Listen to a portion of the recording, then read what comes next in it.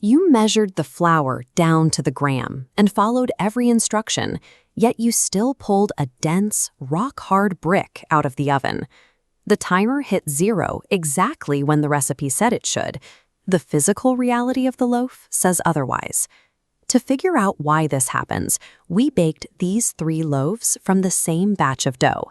Even though they share the same ingredients, the results are entirely different. Recipe timings are estimates at best. They cannot account for barometric pressure, the humidity in your air, or your countertop's exact temperature. Reliable baking requires looking past the clock and reading the biological indicators the dough provides.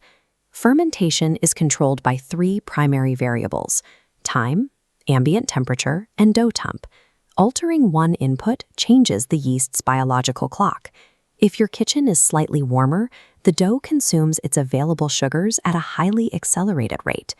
The initial bulk fermentation is a forgiving stage.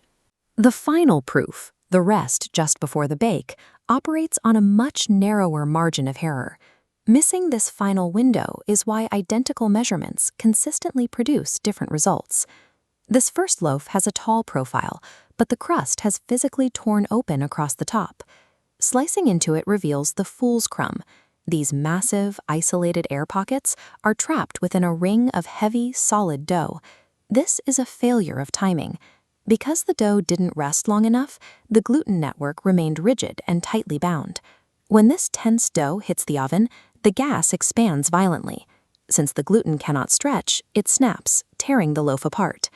Seeing large, isolated bubbles trapped within dense, unfermented dough confirms that the bread was moved into the heat far too soon. The second loaf has a flat, pale surface and has spilled over the edges of the baking pan. The interior is a messy web of tiny bubbles with almost no solid dough structure left to support them. This happens when the yeast ferments for too long, completely secreting the available sugars in the dough. Without fuel, the structural walls of the gluten network thin out and begin to dissolve.